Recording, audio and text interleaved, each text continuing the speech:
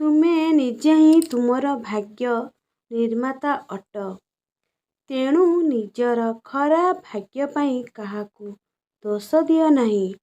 ପୁରୁଷମାନେ କେବଳ ସେହି ମହିଳାମାନଙ୍କ ପାଇଁ ଲୁହ ଗଡ଼ାନ୍ତି ଯେଉଁମାନେ କେବଳ ଗର୍ଲଫ୍ରେଣ୍ଡ ପରି ପ୍ରେମ କରନ୍ତିନି ବରଂ ମା' ପରି ଯତ୍ନ ଏବଂ ସମର୍ଥନ କରନ୍ତି।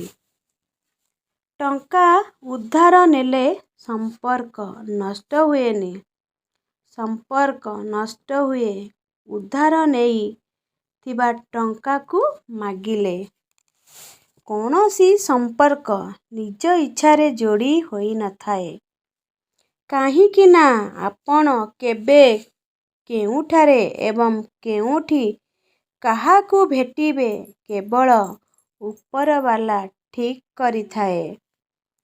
ନରମ ହୃଦୟର ଲୋକମାନେ ବହୁତ ଜଲ୍ଦି କାନ୍ଦି ପକାନ୍ତି, ରାଗି ବି ଯାଆନ୍ତି, ବହୁତ ଜଲ୍ଦି ମାନି ବି ଯାଆନ୍ତି।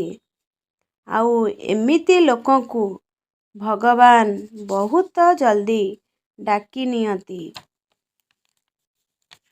ସଚ୍ଚା ସମ୍ପର୍କ କିଛି ଖୋଜେ ନାହିଁ, କେବଳ ସମୟ ଆଉ ସମ୍ମାନ ଆଉ ଶ୍ରଦ୍ଧା ଆଉ ସ୍ନେହଭରା ଅମାପ ଭଲ ପାଇବା ଖୋଜନ୍ତି। ଭଗବାନ ଶ୍ରୀରାମ ମା ସୀତାଙ୍କୁ କି ସୁନ୍ଦର କଥା କହିଥିଲେ, ଯିଏ ମନକୁ ବୁଝିଥାଏ ସେ ପୂଜନୀୟ। ସେ ଜଣେ ମାତା ହେଉ କି ପ୍ରେମିକ ହେଉ କିମ୍ବା ଈଶ୍ୱର